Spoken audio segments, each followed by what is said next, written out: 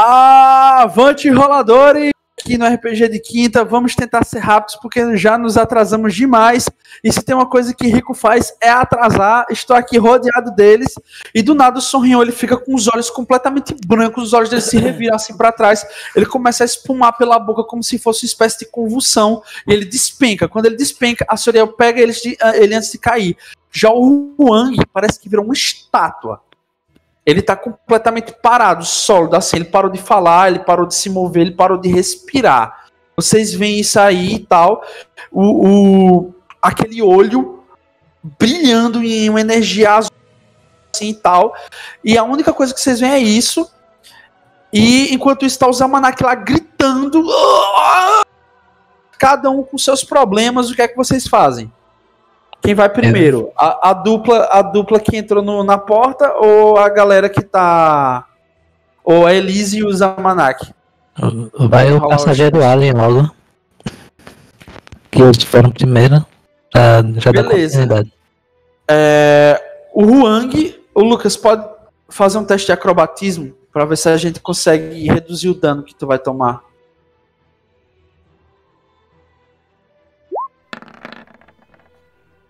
Nossa, mas... Não, tu toma dano cheio de 2d8. Beleza. Tu começa... Você mergulha, Sonrion. Você começa a ver você despencando, assim como se você estivesse caindo num abismo completamente negro. Como se você estivesse entrando nas profundezas da terra. Você começa a ver diversos galhos. Muitos galhos retorcidos. Você começa a ver esses galhos passando, até risca o seu rosto, assim, um arranhão.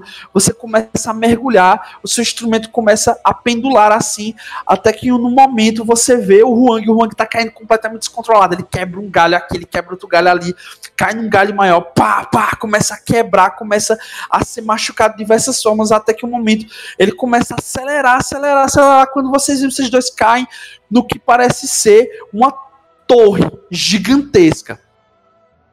Vocês não se veem mais como um hobgoblin e um humano. Vocês se veem como dois humanos de cabelos brancos, um com a jaqueta azul e outro com um sobretudo vermelho.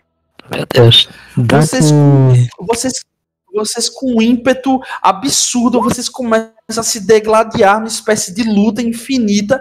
E vocês começam a trocar espadas. O choque das espadas de vocês produzem golpes tão fortes, capazes de parar a própria chuva que cai sobre essa torre.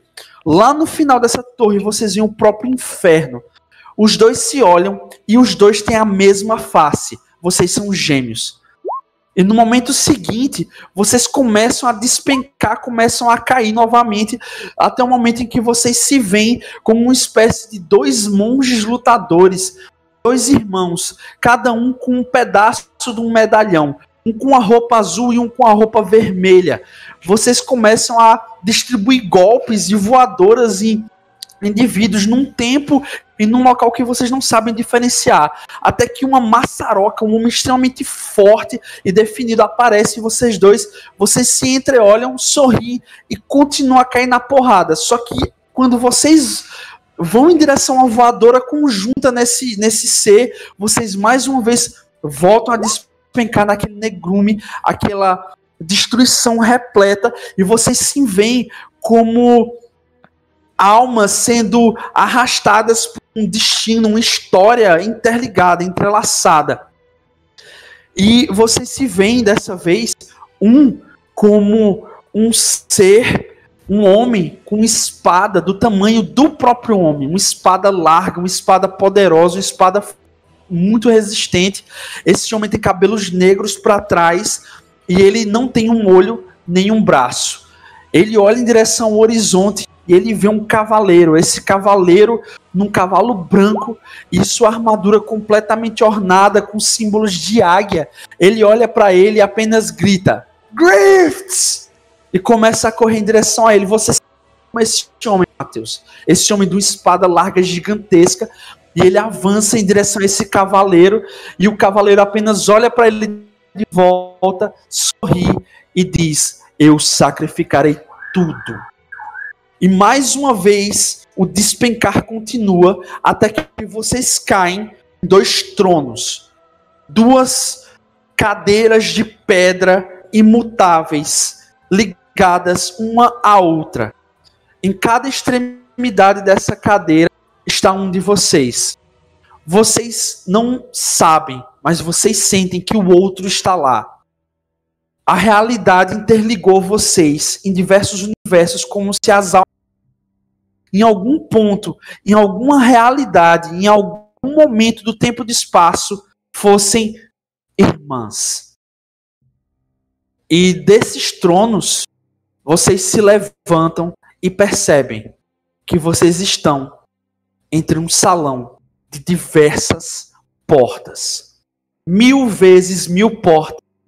E entre essas portas, uma mão que havia puxado vocês por um voto, um acordo e um contrato que vocês haviam feito. E vocês se deparam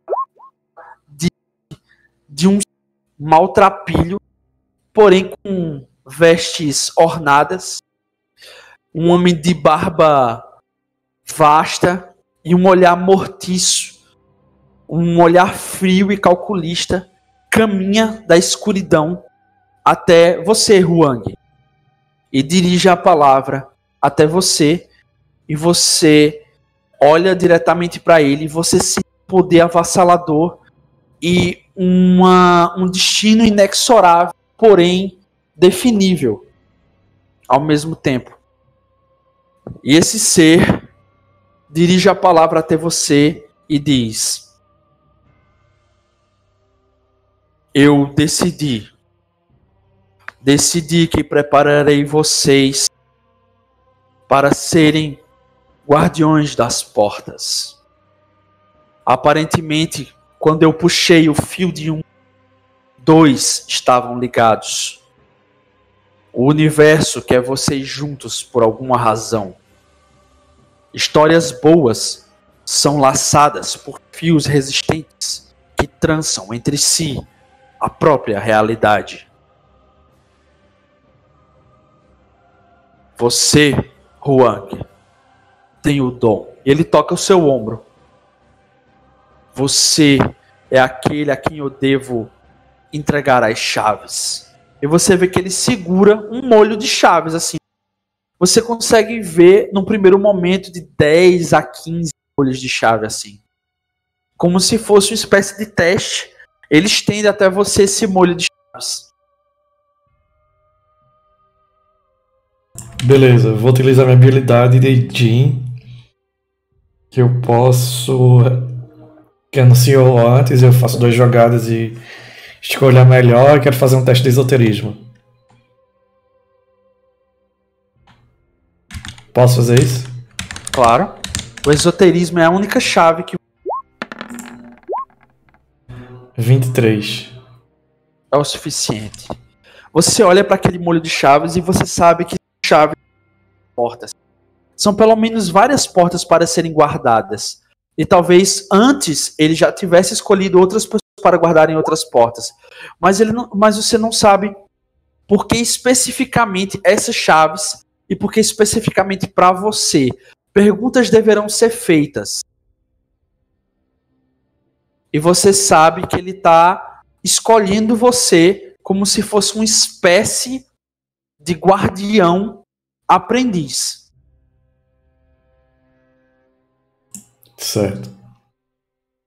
Eu vejo tudo isso. Alguma das chaves é a correta ou todas são ou nenhuma? Todas são corretas para as portas que você vai precisar atravessar. E a que eu preciso atravessar agora, eu sei qual é?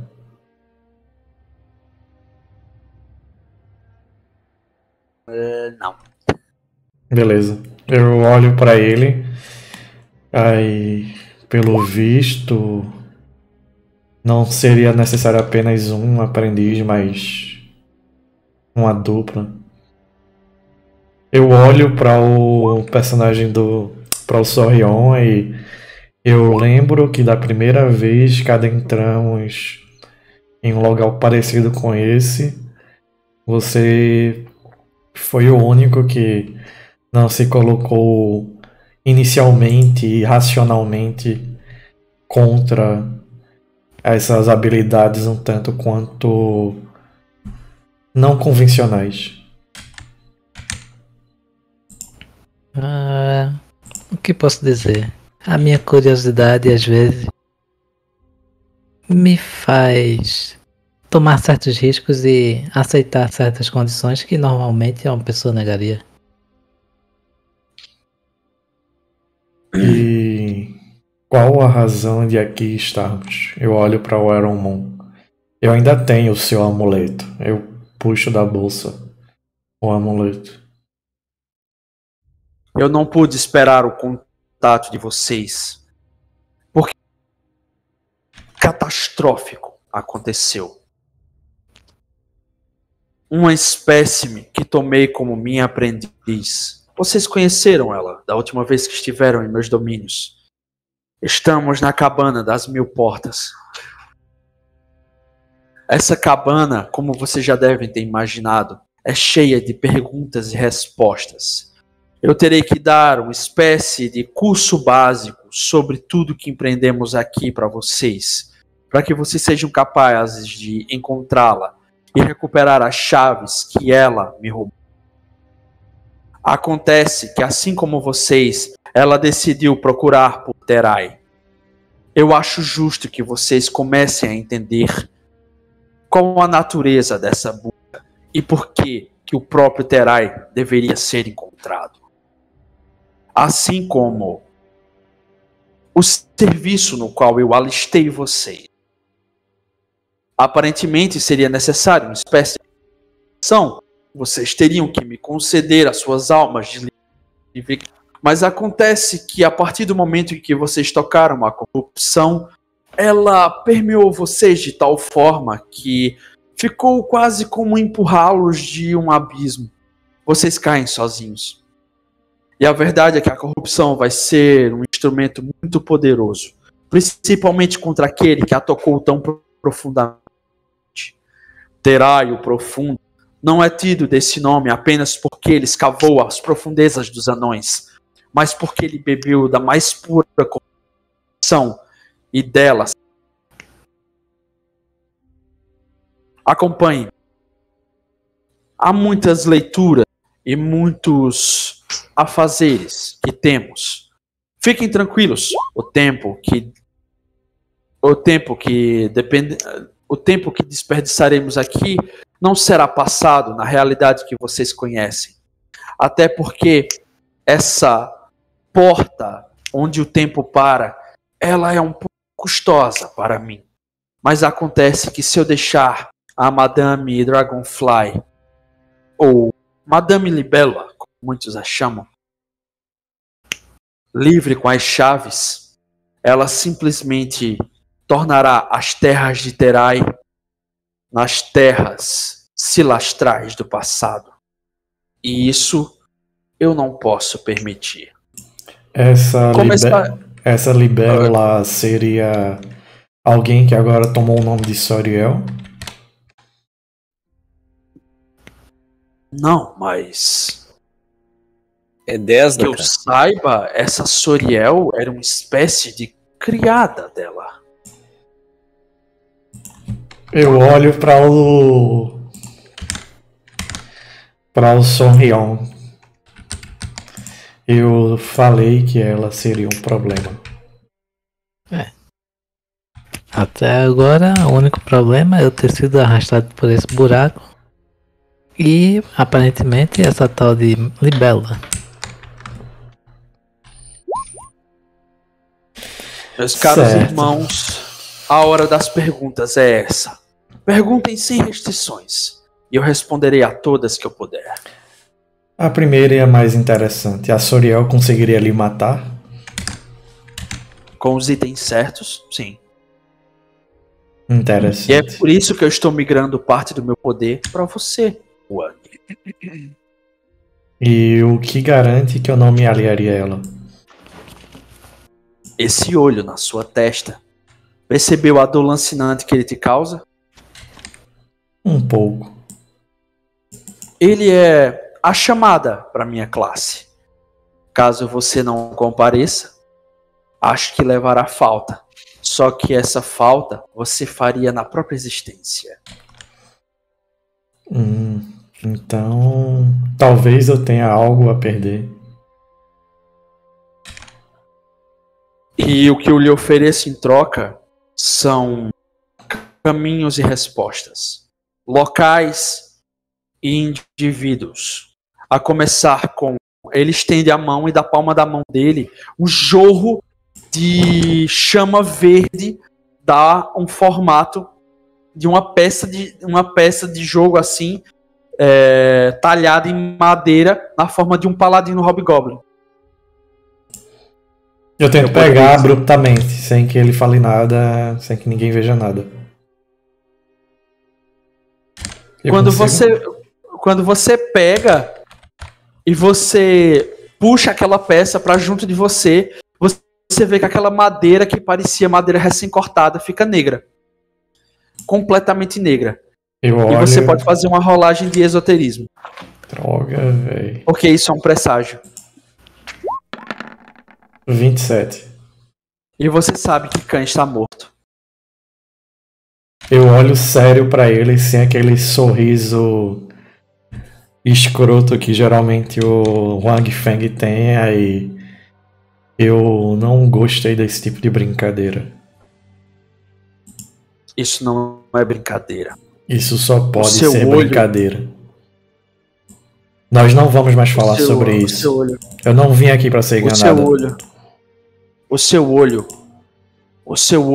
holístico, ele não só permite que você veja as coisas através dele, mas que as sinta. Khan está morto, mas vivo em outro aspecto. E ele entra numa porta. Eu sigo abruptamente sem me preocupar com a minha segurança. Sonrion?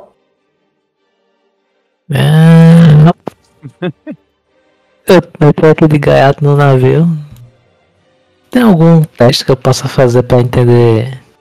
Ocultismo. Eita, meu ocultismo tá me cobrando muito. Eu não entendo nada, eu só sigo. Cara, parece um cômodo normal e assim, você vê que é uma biblioteca gigantesca, vastíssima, cheia de tentáculos segurando diversos livros, tremeluzindo à volta de vocês. Muitos milhares de olhos começam a se abrir e se fechar. Criaturas gigantescas começam a parar sobre vocês. Uma delas com a cabeça cheia de tentáculos, assim, voando com asas de dragão sobre as cabeças de vocês. Uma outra porta se abre. Vocês entram por essa porta, vocês veem um mar de larvas, chamas, milhares de gritos de sofrimento, e até que uma terceira porta se abre. Quando vocês entram nessa porta, vocês veem que é uma biblioteca do que parece ser uma choupana normal, repleta de livros e anotações em todos os lugares. Quando vocês veem esse local, vocês veem que tem uma espécie de mapa estirado em cima de uma mesa principal, no centro dessa sala. Dou uma olhada aí nesse mapa. É Terai? É Terai. Tem algum ponto marcado? Tem vários pontos marcados. Olho para o Elrond e digo: o que exatamente esse mapa tem a nos mostrar? Esse é a realidade como vocês a conhecem.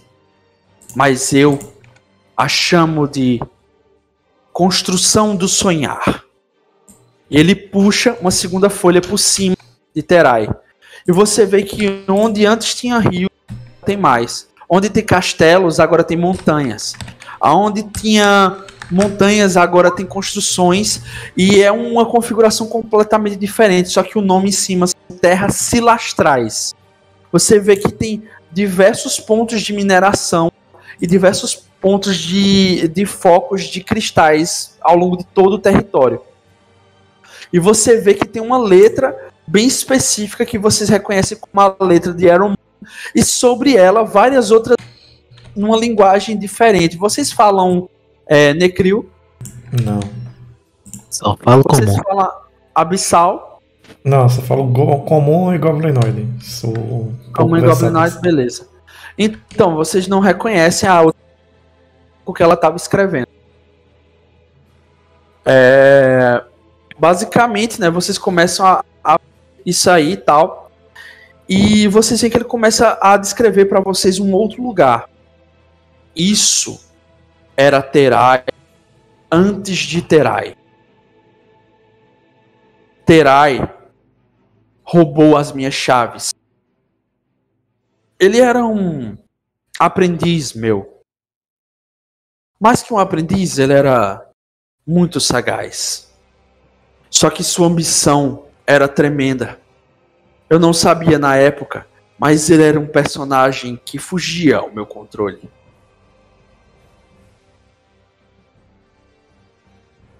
Ele se transformou num conquistador poder que tomou um emprestado da cabana. As chaves permitem que se atravesse muitas portas. Terai roubou a mesma chave que agora está em posse da Madame Libélula. A chave para o mundo dos sonhos. O mundo onde cada um dos seres viventes projeta sua consciência em construções.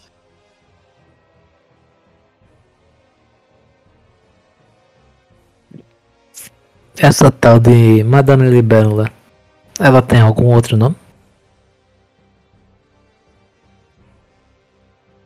Sim, ela era uma feiticeira de uma terra esquecida, chamada Darton. Mas lá, ela estava fadada a ser um personagem sem importância. Assim como estou reescrevendo vocês, eu escrevi. Inicialmente, vocês precisarão de ajuda.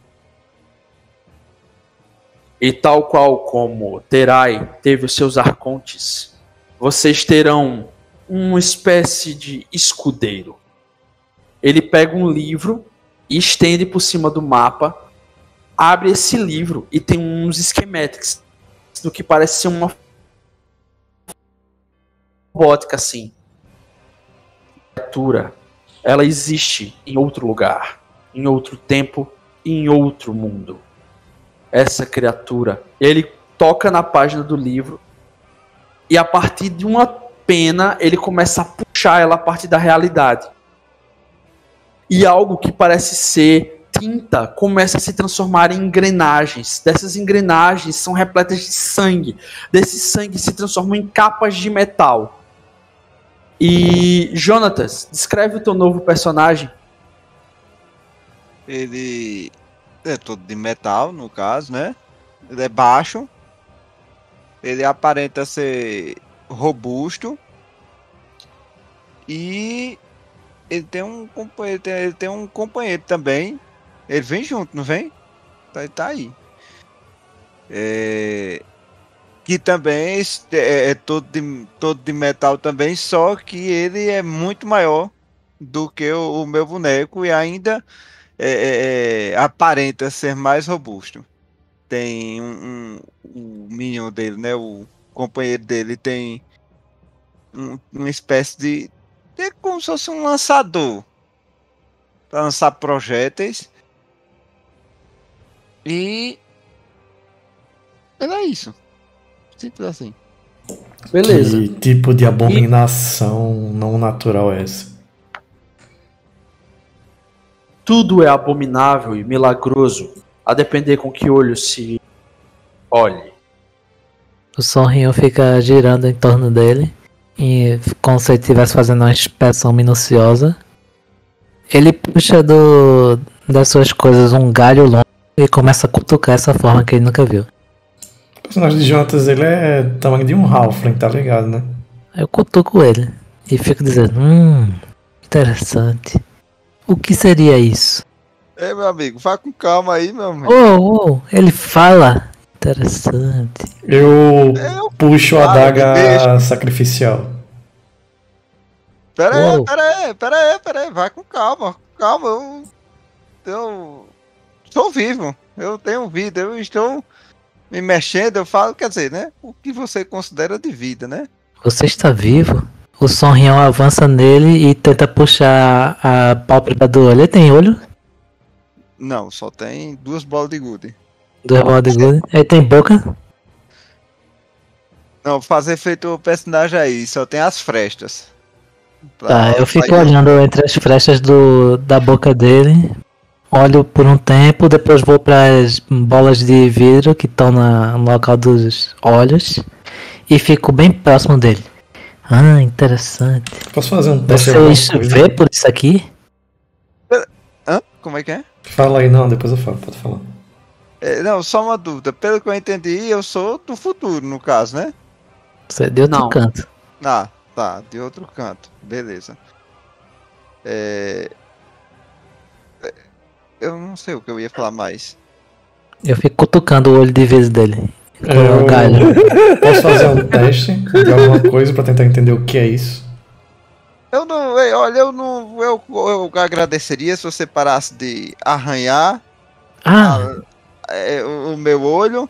Agradeceria se parasse de tocar, até porque eu não sei o que é que está acontecendo aqui. De repente eu estava na oficina onde vivo, onde trabalho, onde faço minhas atividades, eu e meu... Sabe o que seria uma boa forma, Sr. Rion, de determinarmos se isso está vivo?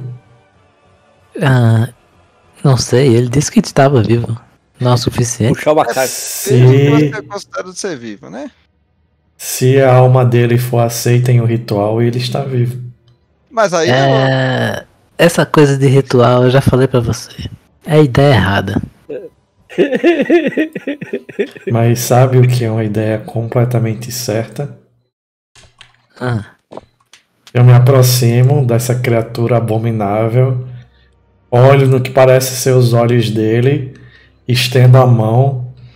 Bem, criatura, você sabe que entre nós, para mostrarmos confiança, nós geralmente eu mostro a palma da minha mão e nela tem o meu baralho.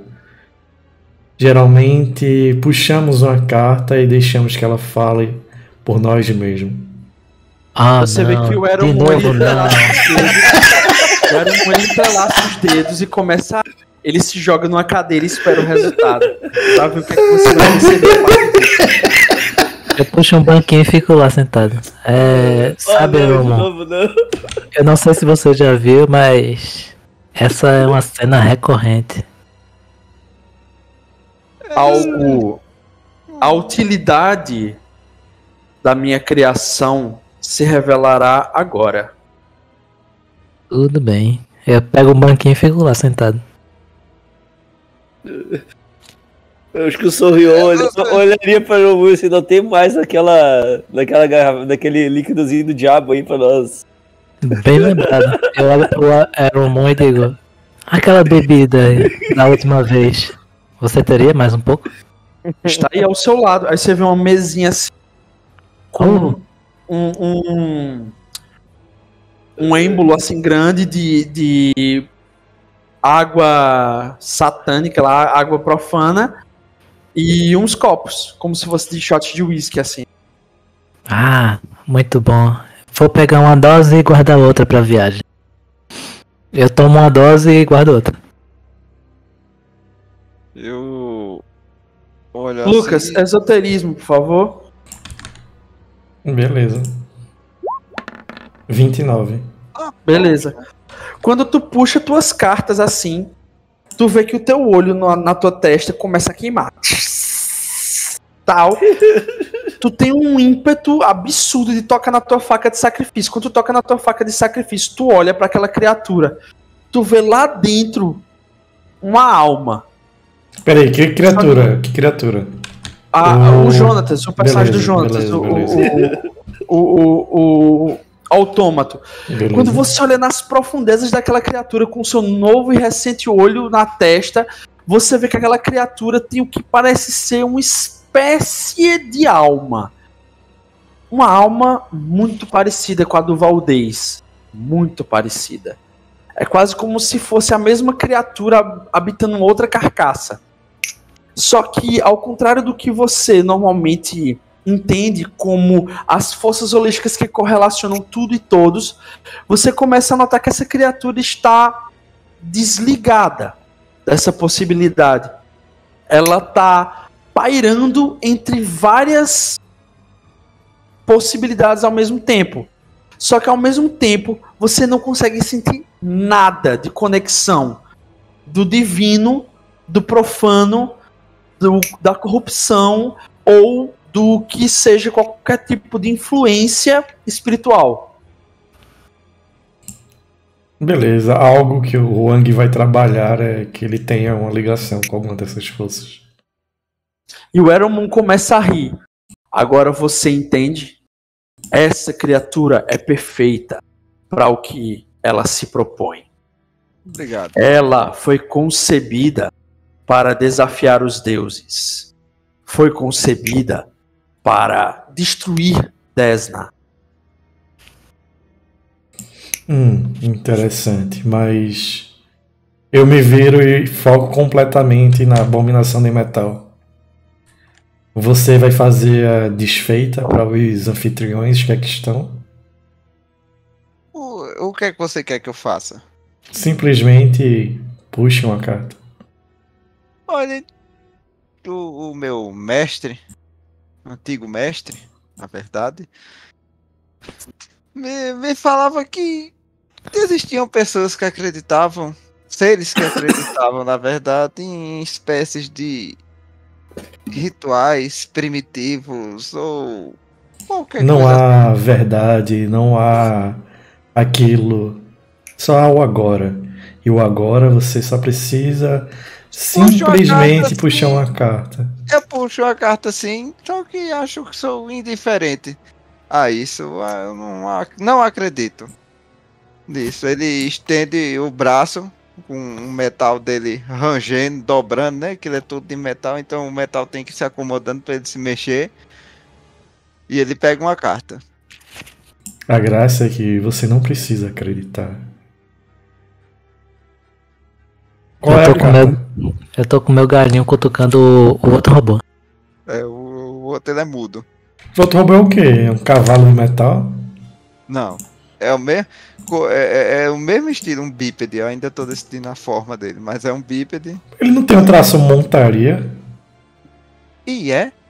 Eu não Meu lembro mais Deus. não, bicho. Eu esqueci de tudo, bicho. Aí tu sobe na cacuda do bicho, o bicho sai correndo. Pode ser tipo um gurilão, cara. É, Tá Ave Maria. pronto. Tô gurilão de cutucando esse metal gorila ali, aí. tu. Pô, ele tem lança-mísseis, velho. Ele vai ficar correndo em cima do bicho, o bicho atirando com o AK-47. É o Optimus Prime. Mas ele tá lá.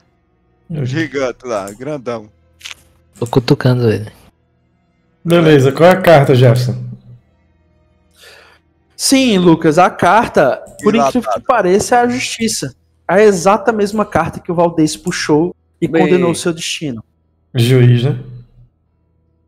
Ah, Eu pego e. é o Muito Justice, interessante. né? A carta. Muito interessante. Eu vou lhe chamar de Valdez. Mas apenas Valdez não transmite o que você é, a sua personalidade. Sorrion. Se você não se importa, meu mestre, ele tinha um nome, um sobrenome que eu gostava bastante. O sobrenome dele era Chan. Se não se importa, então pode me chamar assim. Eu atenderei a esse nome. Estamos num templo shintoísta, de certa forma. Por que não?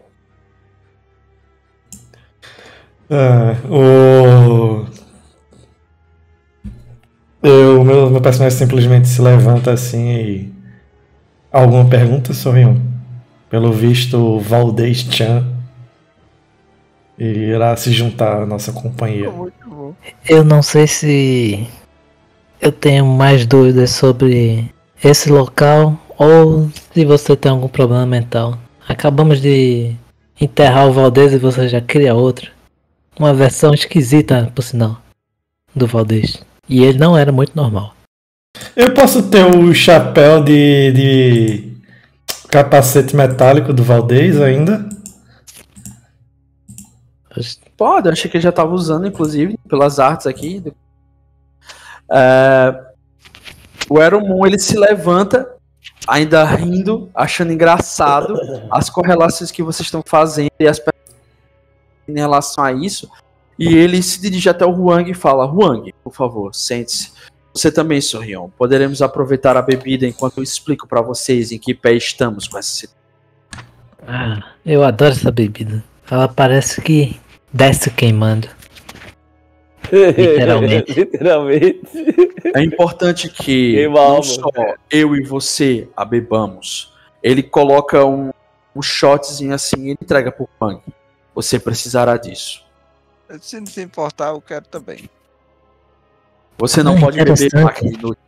Você- Apesar de ser uma matadora de deuses, você não deve ter contato com isso. Você não pode pender para nenhum lado. Está me ouvindo bem? Se eu beber, eu vou pender pra um lado mesmo, né? Interessante, mas em casos hipotéticos de bebidas futuras, como ele beberia? Ele só tem essa fresta. Esse é o ponto. Vocês não devem permitir que nenhum tipo de tendência ou influência o submetam para a bondade ou para a maldade extrema.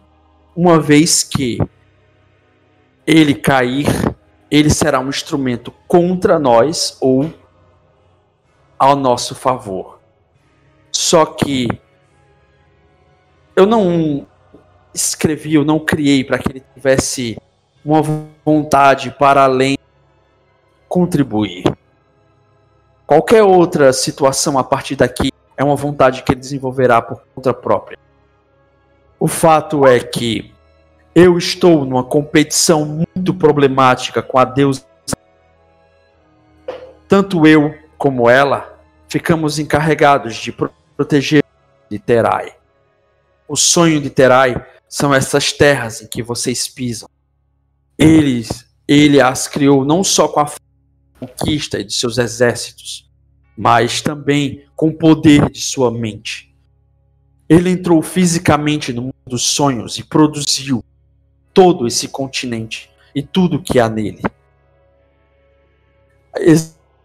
Existem duas formas de reescrever a realidade a partir desse momento. Uma é matando o Terai e assumindo seu lugar com uma cabeça a partir do mundo dos sonhos, projetando a realidade. O segundo, basicamente, resguardar a própria. O ponto é, só vocês sabem disso. Desna, através de seus escolhidos e seus campeões, está tentando chegar até Terai. Aconteça o que acontecer, nós devemos nos apoderar da cabeça de Terai. Ninguém além de nós. Entende?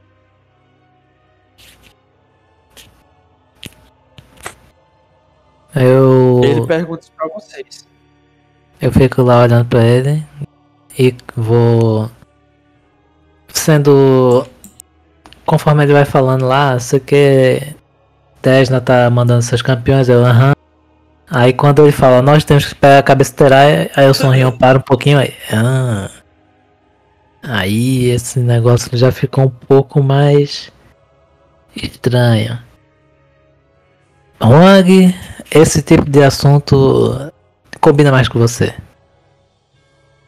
Devo apenas eu sugerir. Aí é que você se engana, meu caro. Tudo é sobre você. Uma vez puxando o Rui, ele não veio sozinho. E acontece que eu devo mostrar para você a razão do porquê você está aqui.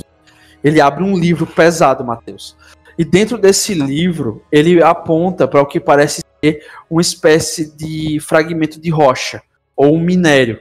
Ele aponta para esse minério e pede para que vocês vejam. O Sonryo, curioso do jeito que ele já tá em cima do livro, tentando entender o que ele tá tentando mostrar. Esse é o metal. Nada pode destruir o metal.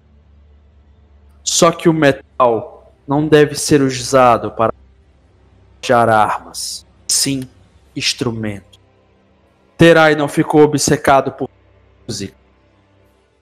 Ele basilou o universo que criou a partir dela.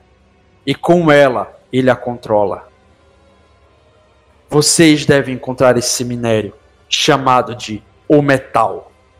O metal só pode ser encontrado nas profundezas do inferno, dos quais uma das chaves está em posse do Huang, que será o mantenedor das chaves dos seus caminhos. Uma vez que agora ele possui mais de um olho holístico, ele será um guardião e um guia.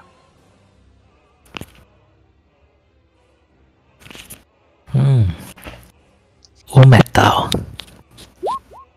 Interessante. Falando em metal, o Sonryo vai andando assim despretensiosamente com o cálice na mão, dando aquelas bebericadas no seu líquido profano, e ele passa ali perto do mapa, como quem não quer nada, e ele tenta ver se uma daquelas palavras que estão escritas no mapa, se tem alguma coisa referente a Goldstein. Não, mas você pode perguntar. A hora de perguntar é. É porque eu não queria me envolver muito com esse bicho, porque esse bicho é ideia errada. Eu olho assim pra ele. Esse tal de metal, além do Terai, alguém mais procura? Na verdade, todos já procuraram metal. Alguns o temem, outros já tentaram destruí-lo, mas nada conseguiu destruir o metal. Eles simplesmente foram atirados para o chão ou derrotados. O metal tem vontade própria. Ele veio do inferno e lá, de alguma forma, ele se protege. Certo. E por que nós não... Ah não, esqueci o meu pedido. Eu pediria para nos enviar direto para o inferno, mas eu acho que essa ideia é um pouco displicente. Acontece que sei que vocês não... É interessante que vocês mantenham aquela serva de Desna por perto. Mantenham os inimigos por perto. E os amigos sempre na distância de uma navalha. Se é que me entendem. Entendo. Enquanto isso eu vou passando perto dele. Desna se julga bondosa, mas a visão que ela possui para as terras de Terai é reconstrução total. Eu tentarei preservar um pouco do sonho do meu amigo. É melhor perder metade do inteiro. De certa forma, vocês continuarão sendo planos bem. Afinal, as fendas têm relação com as portas. E agora vocês estão vinculados às portas. Certo. Uma vez que consigamos esse metal, o que fazer com ele? Ele se moldará no instrumento ou precisamos moldá-lo? Precisaram moldá-lo. Mas para isso, vocês têm os esquemas bem aqui. E ele bate na cabeça do personagem de Jonathan. O Valdez saberá moldar. Ah, ok. Mas eu vou propor uma coisa aqui. Vamos chamá-lo apenas de Chan. Esse negócio de chamar de Valdez é um tanto estranho. Causa um pouco de confusão. Que assim seja. Vocês aqui agora serão guardiões de destino. Ok. Ele existe em uma versão de um mundo onde todos são máquinas. Todos evoluíram a partir de máquinas, existem a partir de máquinas e usam máquinas para viver, se reproduzir e até se manterem vivos. Ele, ao contrário dos outros, já nasceu completamente formado, a partir de uma versão já corrupta da alma de Valdez. Acredito que o Huang conseguiu perceber isso. O Valdez, em várias realidades, já decaiu. Aparentemente, ele invariavelmente decaía. Só que ele também era uma marionete de Desna. Enquanto permanecesse vivo, ele seria uma ameaça. Por isso eu mandei as sombras. Por isso eu abri os portões para que Khan fosse até ele.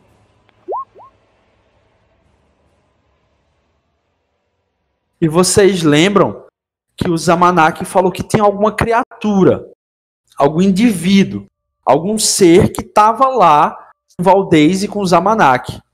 E o Zamanak explicou que essa criatura chamou eles para ir para uma determinada região, para coisa. Região essa onde vocês surgiram a primeira vez e vocês se reencontraram. Beleza? Beleza. Agora que uma lembrança me veio à mente. O que você pode nos dizer sobre insetos estranhos que adentram na barriga de pessoas depois de serem mordidas? Eu ouvi dizer que o próprio Terai já passou por isso. E que uma serva de Desna o curou. Ah, ótimo, quer dizer, essa pessoa hipotética está em boas mãos então. Porque os monges de Ramurian haviam contratado uma espécie de caçador planar para encontrar e assassinar Terai enquanto ele estava na sua comitiva de conquista. Isso no início de tudo. Terai... Deixe-me lembrar. Terai veio... Ele veio de outro local, utilizou um poder que nós não compreendemos completamente, que está envolvido com as chaves e remoldou o mundo. Correto? Isso. E o próprio Terai partiu em uma jornada para fazer isso com uma trupe de aliados. Mais especificamente com uma trupe de arcontes. Em algum momento, o Terai foi ferido com um parasita e foi ajudado por uma arauta de Desna. Sim. Essa história, pelo visto, acontece em ciclos e estamos em mais um ciclo dessa história. Agora você começa a entender.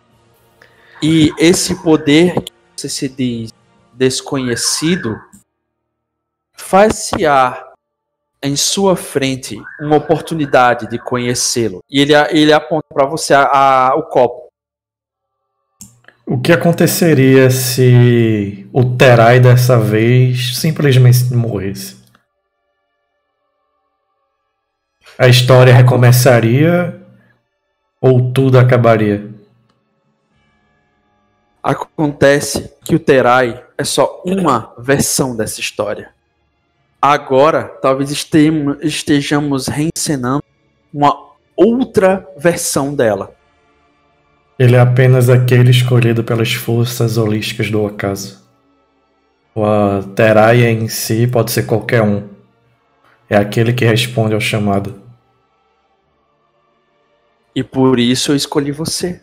Porque você entenderia o que eu estou prestes a falar. E você entendeu como esse mundo se revela. E como o universo conversa conosco. Nós somos forças de criação. Somos esoteristas, holísticos, por uma razão.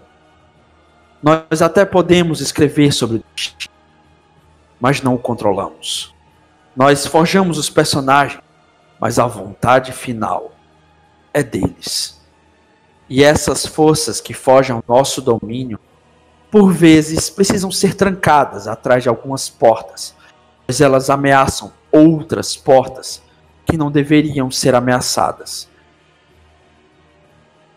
O Huang dá um sorriso sinistro e não fala mais nada, apenas bebe a bebida profana.